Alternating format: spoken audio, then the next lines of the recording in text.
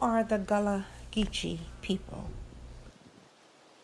The Gullah Geechee people are direct descendants of enslaved Africans from various ethnic groups of West and Central Africa. Countries like Senegal, Nigeria, Sierra Leone, and Angola. They were captured along the coast of the Atlantic Ocean and became a part of the largest forced migration in history. They were the unpaid workforce who built America.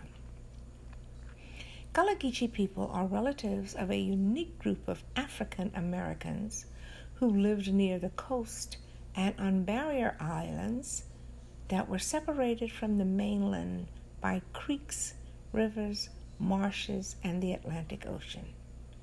Because of their geographic location, isolation, and protection from outsiders, along with their strong sense of family and community, Gullah Geechee people maintained a separate Creole language, which they developed while in holding cells in Africa, waiting to be transported to the New World.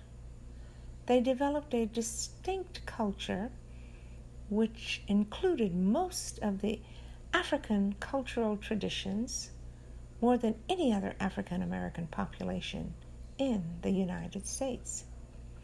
The origin and history of the Gullah Geechee people began on African soil during the slave trade, where they were targeted because of their knowledge, skills, and abilities to grow and cultivate rice.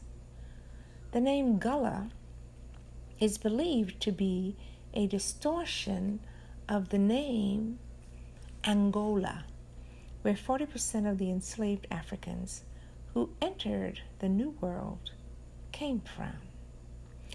They disembarked the slave ships in Charleston, South Carolina, where they were sold at the slave market and sent to the isolated coastal island plantations along the coast of South Carolina and Georgia.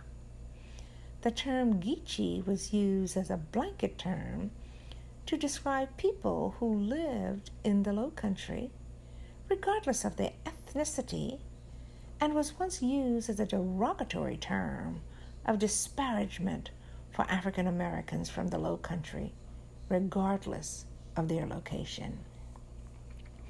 The Gullah Geechee people of the Low Country and Sea Islands are the only African American population in the United States with a separate, long-standing name identifying them as a separate people. Historically, they are the only speakers of the true African American Creole language in the continental United States. Some of the ancestors still live in the Charleston, South Carolina area today.